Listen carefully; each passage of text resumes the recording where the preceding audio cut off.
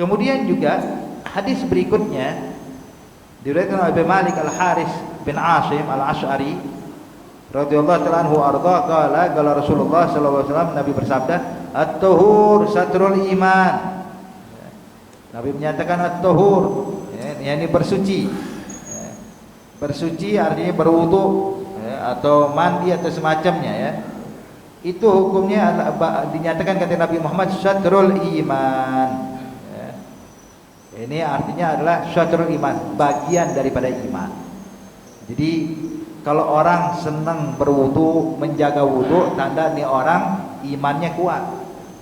Jadi orang yang imannya kuat itu nggak pernah membiarkan dirinya tanpa wudu, begitu batal wudu. Ini ciri keimanan yang kokoh. Kemana-mana punya wudu. Di dalam rumah ada wudu, di luar rumah ada wudu. So ya, batal wudu. Ini kalau orang udah bisa kayak gini, Bu, ya Allah, nikmat besar. Orang bisa benar-benar jaga wudu, sebab al-wudu kata Nabi Muhammad silahul mu'min. Wudu ini senjata bagi orang beriman. Jadi syaitan, iblis dan jin tidak berani mendekat kepada orang yang dalam keadaan punya wudu. Hati-hati dia. Kenapa? Sebab kayaknya orang punya senjata, hadirin. Silahul mu'min. Kemudian juga pernah diriwayatkan di dalam kitab disebutkan bahwa Allah berfirman kepada Nabi Musa alaihissalam. Allah menyatakan, ya Musa, wahai Musa, kalau engkau pergi menjalankan hajatmu keluar dari rumahmu dan tidak dalam keadaan toharoh, tidak dalam keadaan bersuci, kata Allah, kemudian engkau tertimpa musibah, jangan salahkan siapapun, tapi salahkan dirimu kenapa nggak punya toharoh, nggak punya wudu. Memang hadirin, wudu yang kita lakukan ini itu adalah ciri khas umat Nabi Muhammad. Nabi Musa mungkin cara wudunya beda dengan kita. Kalau kita diajarkan sama Allah dalam Al-Quran, faghsilu wujuhakum wa aydiyakum ilal marafiq wamsahu bi ru'usikum wa arjulakum ilal ka'bain. Ini yang diajarkan Allah dalam Al-Quran. Kemudian diajarkan sama Rasulullah tambahan sunnahnya, membasuh kedua telapak tangan, kumur-kumur, istinsar, kemudian mengusap telinga. Ini semua bagian daripada sunnah.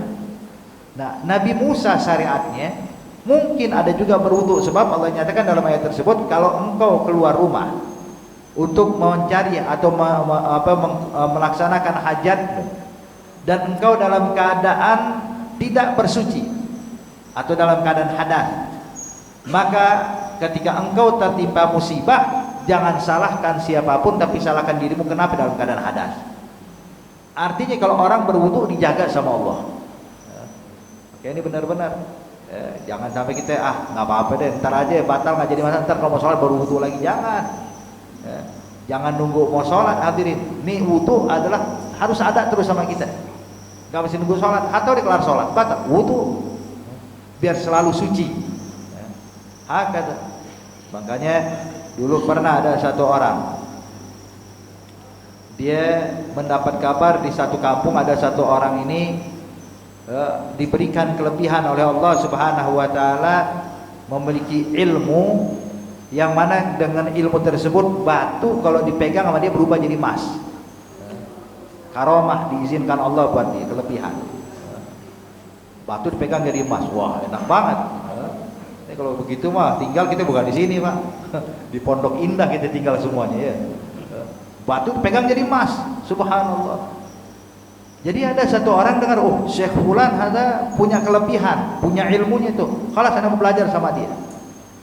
Datang nih anak muda ke rumah ini Syekh, dia bilang, ya Syekh, saya pengen belajar itu ilmu tuh. Kenapa? Saya ini terus terang udah lama hidup susah, pengen hidup bahagia, pengen senang di dunia.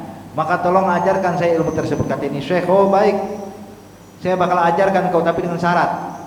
Apa? Ente tinggal dulu bersama aneh 40 hari. 40 hari ya tinggal sama saya, dan selama 40 hari setiap kau batal wudu langsung berwudu dan sholat tahiyatul wudu atau sunnatul wudu 2 rakaat. Pokoknya kalau batal wudu, wudu sholat 2 rakaat. Berapa lama ya Syekh? 40 hari. Kalau engkau sukses selama 40 hari, aku ajarkan itu ilmu. Oh gitu, marhaba. Kalau gitu cuma 40 hari ya Allah. Ya, enggak lama, enggak nyampe setahun belajarnya. Anda pikir bertahun-tahun baru diajarin. Ternyata cuma 40 hari. Oh, siap ya Syekh. Dia bilang ya sudah. Ini zaman dulu belum ada keran, Pak. Jadi kalau berwudu nimba di sumur. Jadi ini orang nih mulai belajar. Begitu batal, langsung buru-buru ke sumur nimba air. Dia berwudu, salat 2 rakaat, duduk lagi sama Syekh. Pokoknya setiap batal begitu deh. Baik waktu belajar ataupun enggak waktu belajar, pokoknya selalu dalam keadaan wudu. Subhanallah. Akhirnya dijalankan.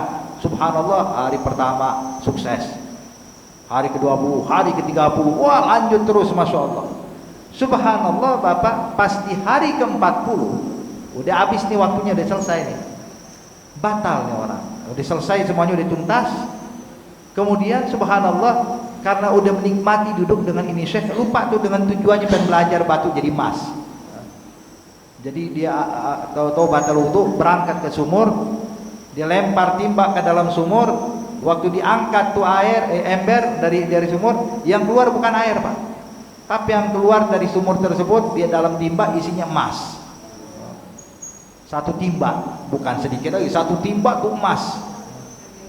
Maka dia karena udah terbiasa kalau batal pengen berwudu, maka emas dibuang sama dia.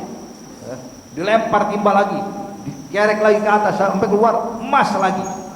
Sampai panik, dia datang ke gurunya minta maaf, ya Ustaz, ya Syekh minta maaf, saya gagal. Kenapa? Sebab saya ini batal wudu, pengen nimba air, pas saya angkat isinya bukan air tapi isinya emas. Terus yang dibuang, pengen wudu sekarang. Saya baru pengen wudu dalam keadaan hadas nih sekarang. Maka Syekh ini tersenyum. Dia bilang, alhamdulillah kalau begitu engkau udah lulus nih. Dia bilang, lulus kenapa ya Syekh? Saya udah berhasil merubah hati ente yang kayak batu, sekarang hati ente udah kayak emas. Jadi merubah batu jadi emas, bukan batu ini jadi emas, tapi hati seseorang yang kayak batu berubah jadi hatinya seperti emas. Tuh lihat. Ada lebih afdal. Kalau hati udah jadi emas, hadirin, lebih afdal dibandingkan kita punya kekayaan yang berlimpah. Kata.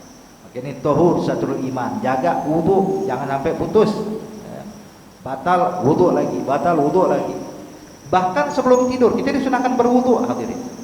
Sebelum tidur. Sampai pernah ada satu orang bertanya kepada salah satu masyayikh. Dia bilang, "Ya Syekh, kenapa sih disunahkan sebelum tidur kita berwudu? Bukankah tidur itu membatalkan wudu? Jadi tidur kan batalin wudu. Terus kenapa kita disunahin berwudu? Seakan-akan kita disunahkan berwudu untuk kita batalkan dong. Sebab tujuannya itu kita batalin untuk tidur." Maka dijawab oleh ini Syekh, dia bilang, ya fulan, yang batal itu wudu zahirnya. Tapi kalau wudu batinnya nggak batal. Maksudnya gimana? Nabi pernah bilang, kata Rasulullah sallallahu alaihi wasallam, barang siapa yang tidurnya dalam keadaan bersuci, udah punya wudu kemudian dia tidur, maka ruhnya akan diarak oleh malaikat ke a'la illiyin, sehingga dia bakal bisa menyaksikan sesuatu yang indah. Mungkin bisa berjumpa dengan Nabi Muhammad dalam mimpinya, memimpi kaum sholihin, memimpi orang-orang yang baik. Tapi barang siapa yang tidurnya, kata Nabi, dalam keadaan hadas, maka rohnya akan dibawa oleh syaitan dan dipermainkan layaknya anak kecil memainkan bola, kadang ditendang ke sana, kadang ditendang kemari. Kadang-kadang kalau tidur mimpi macam-macam. Ini tanda tidurnya nggak punya wudu nih. Mimpi tidur di sini, mimpi seakan-akan pergi ke sana, atau udah ada di sini, atau udah pindah ke tempat lain. Dipermainkan syaitan seperti anak kecil mempermainkan bola. Jadi yang batal wudu zahir, tapi batinnya enggak. Makanya dijaga wudu. Kemudian Nabi menyatakan, walhamdulillahi tamlaul mizan. Ucapan hamdalah yang kita baca, hadirin, alhamdulillah, ada tamlaul mizan. Pahalanya, pahala alhamdulillah kalau diterima sama Allah, itu pahala alhamdulillahnya kita nih Bu, Pak. Itu kalau ditimbang di atas mizan itu penuh mizan dengan pahala alhamdulillah doang. Satu pahala doang, alhamdulillah diterima sama Allah, kelas. Itu satu mizan yang menimbang amal manusia, yang disebutkan kata Nabi Muhammad besarnya timbangan di akhirat. Kalau langit dan bumi ditaruh, muat, muat. Nah, ucapan alhamdulillah kalau diterima sama Allah, itu bakal memenuhi mizan Allah. Gimana kalau 2 kali? Gimana kalau 10 kali diterima sama Allah? Tuh ya. Kemudian Nabi bilang subhanallah walhamdulillah tamla'an. Au tamur ma baina sama wal ard. Kemudian subhanallah walhamdulillah itu pahalanya lebih besar lagi. Banyak sekali pahalanya kalau diterima sama Allah.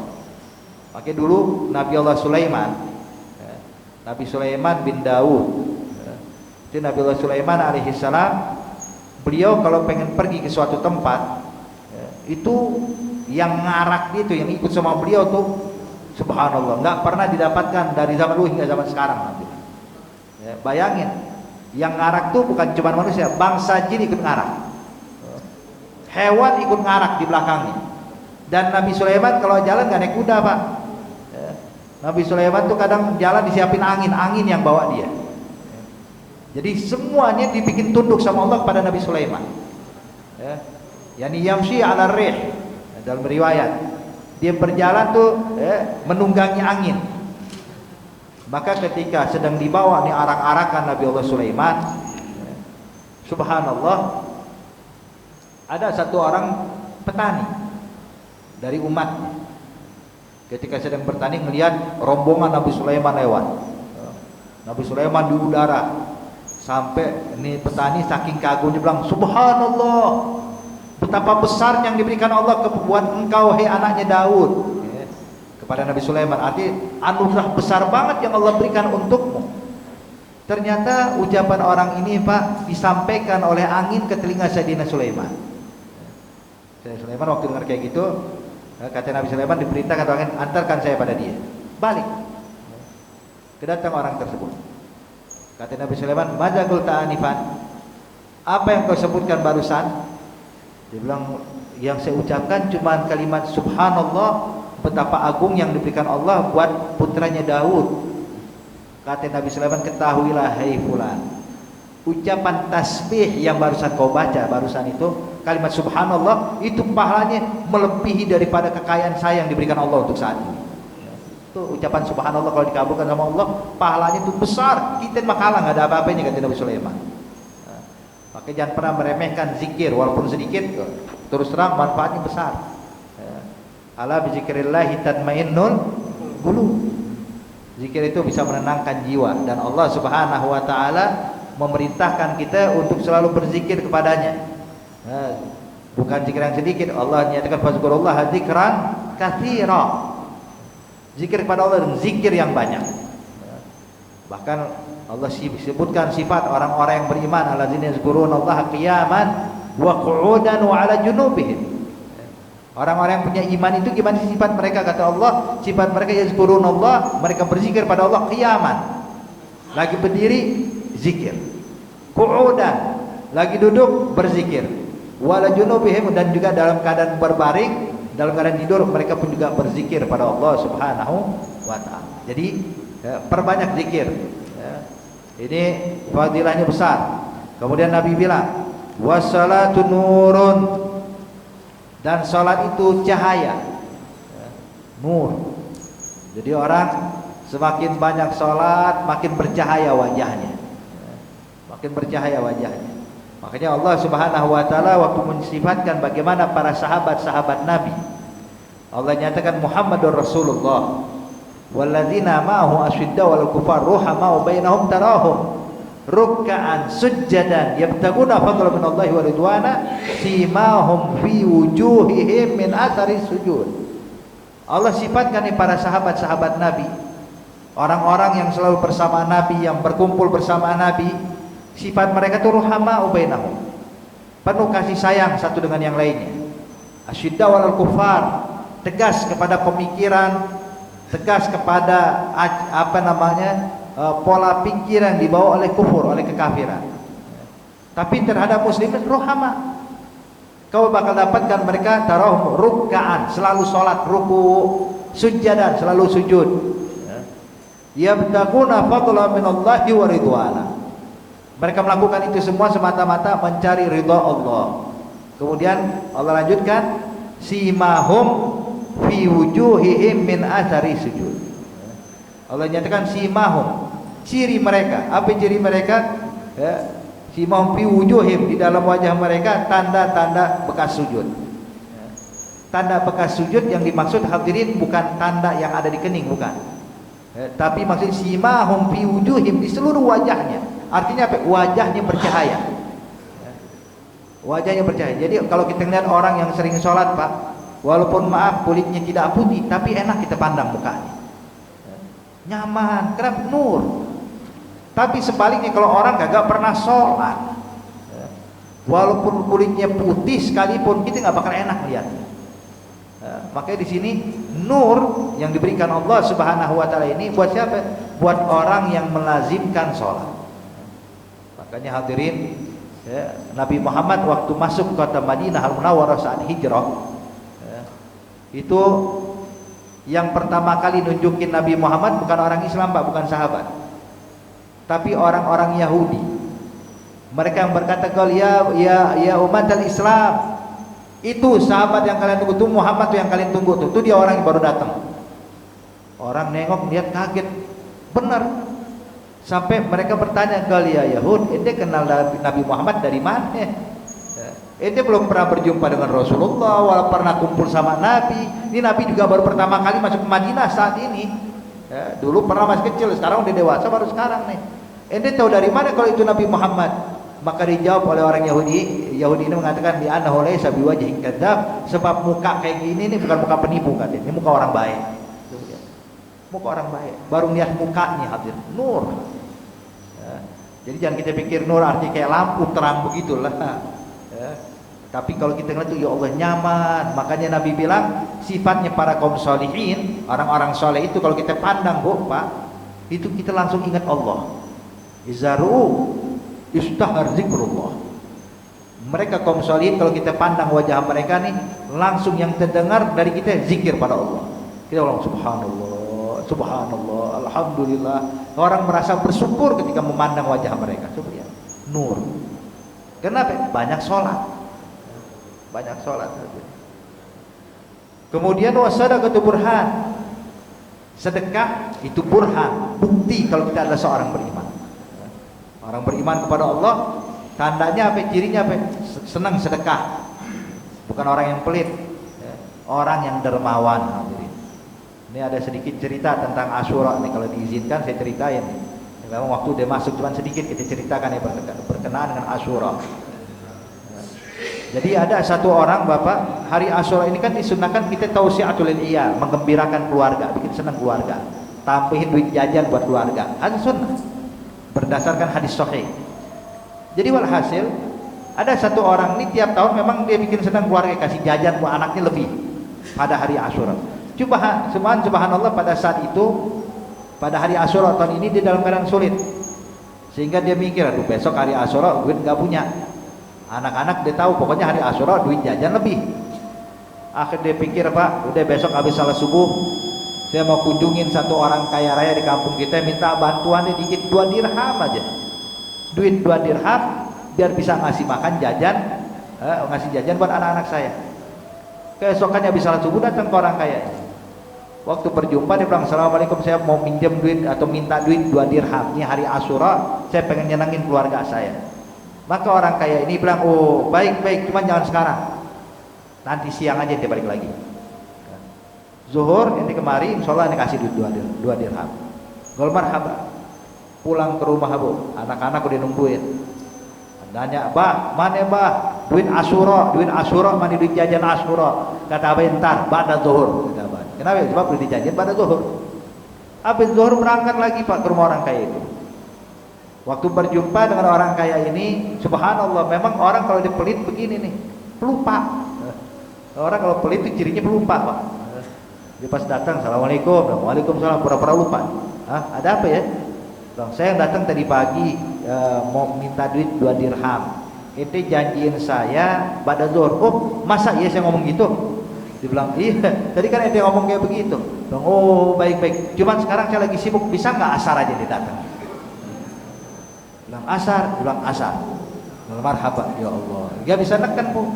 Namanya orang minta, iya nggak bisa nuntut. Kalau marhaba dia asar.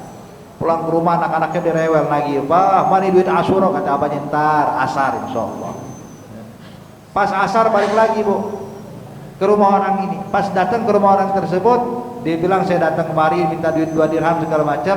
Apa jawab orang kaya ini? Bilang, oh minta maaf, saya saat ini lagi gak megang duit katanya. Ya Allah, duit 2 dirham kagak pegang, padahal rumahnya rumah gedong hadirin. Minta maaf, saya hari ini gak megang duit 2 dirham, saya gak punya duit katanya. Oh marhaban, pulang. Cuma pulang dalam keadaan sumpek. Kenapa? Bingung nih sekarang mau bilang sama anak-anaknya apa. Udah bilang pagi, siang, sore. Ini sekarang kalau bilang gak ada, waduh, urusan gawat di rumah. Mikir, sumpek di dalam perjalanan lewat rumah satu orang Yahudi. Orang Yahudi juga merayakan Asyura. Waktu melihat orang sumpek lewat depan dia, dipanggil, hei fulan, tal, galma ya hummak, apa yang membuat kau jadi sumpek nih? Cerita di panjang lebar. Ini hari Asyura, saya pengen nyenengin keluarga, nggak punya duit, begini begitu. Kata orang Yahudi, oh, kalah tenang. Aneh yang bikin bantu ente, anak saya bantu ente, buat ente bikin senang sama keluarga ente. Orang Yahudi masuk pak, ngambil duit bukan 2 dirham, dia ambilin duit 20 dirham. Nih, kasih makan keluarga ente, senang sama keluarga ente. Ini hari Asyura, senang nih orang Muslim, dapat duit 20 dirham. Pulang ke rumah disambut sama anak-anaknya, bahagia semuanya. Pas malamnya bapak ibu sekalian, ini orang kaya pas lagi tidur mimpi seakan-akan kiamat udah terjadi.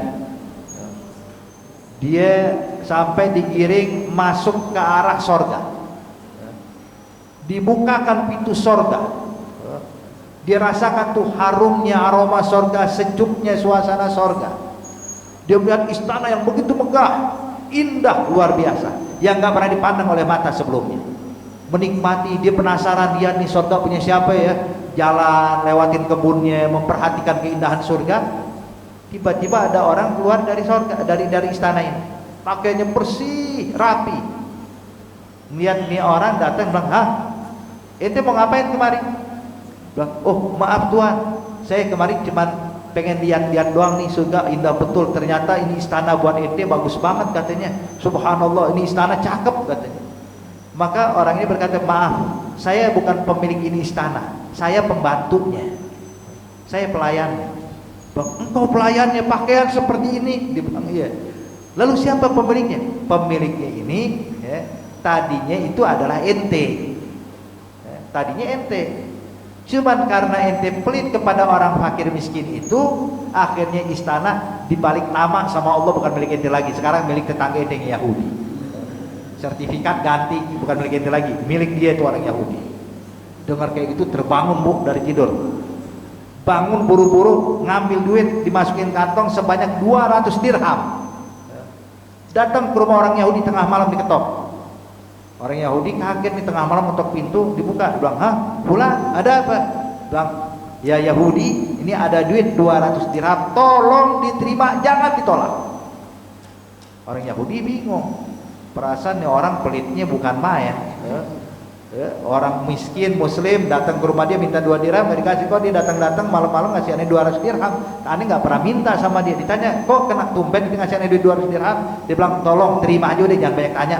Dia bilang, lah, saya bukan orang yang butuh duit, kata orang Yahudi. Cuma saya pengen tahu ada apa nih, kenapa kau gedor rumah saya terus anterin duit 200 dirham? Ceritalah dia. Sebab tadi saya mimpi, saya melihat tuh di sorga ada istana megah, bukan main.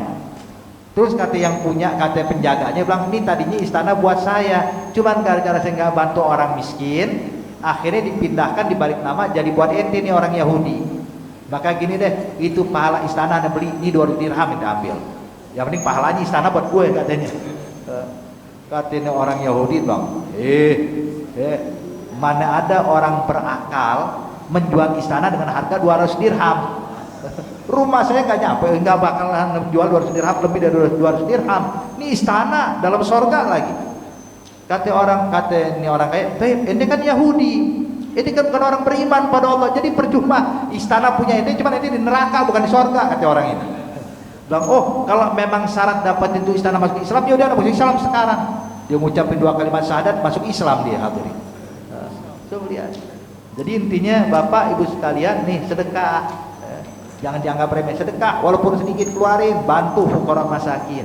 Ada burhan. Ini ciri orang beriman, gemar sedekah. Kemudian yang berikutnya terakhir dinyatakan wasiyam wasabar, dia sabar itu merupakan dia cahaya, wal Quran hujjatun lak au alik. Quran itu yang kita baca bisa menjadi hujjah, mengentengkan kita di akhirat atau memberatkan kita. Kulun nas yaghdu fa ba'i'u nafsahu fa mu'tika wa mubigha. Dan setiap hari setiap manusia itu di pagi hari itu dia termasuk seperti orang yang ingin memerdekakan dirinya atau menjadikan budaknya. Maksudnya gimana? Mu'tik artinya ketika dia jalankan ibadah taat kepada Allah, maka dia bakal menjadi orang yang dimerdekakan Allah. Di akhirat bakal menjadi orang yang merdeka, memiliki kekayaan, memiliki harta, memiliki istana dan lain-lainnya. Atau mubikuha, atau bagikan budak yang kabur yang layak dapat hukuman. Siapa itu? Orang yang menjauh dari perintah Allah, yang meninggalkan perintah Allah, menjalankan larangan Allah, maka ini ibarat orang yang mubik, orang yang seakan-akan kabur dari perintah Allah, maka dia berhak dan pantas mendapat hukuman dari Allah Subhanahu wa taala. Maka oleh karena itu hadirin, dua hadis ini saya rasa cukup, tinggal kita amalkan, praktekkan. Wudu jangan ditinggal, sedekah, baca zikir, tasbih, tahmid dan lain-lainnya. Kemudian sholat jangan pernah tinggal, amalan fardu dan amalan sunnah kita kerjakan, insyaallah kita digolongkan orang-orang yang mendapatkan ridhonya. Amin ya rabbal alamin. Al-Fatihah bil qabul wa tamamul husul ma'mul fil walidina walidikum amwatina amwatikum amwatil muslimin ajmain. Anallahu ta'ala taghassahu birahmah wal maghfirah wal jannah farij 'alal muslimin. Yakhtim lana wa lakum bil husna wa huwa radin 'anna fi khairin wa lutfin wa afiyah wa ila hadratin nabi Muhammadin sallallahu alaihi wa alihi wasallam. Al-Fatihah.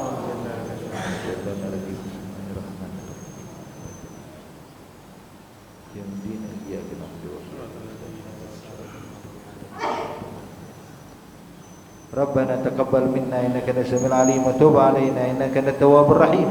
Doa fiha subhanakallahumma tahiyyatuhum fiha salam wa akhiru da'wahum alhamdulillahi rabbil alamin. Wassalamu alaikum warahmatullahi wabarakatuh.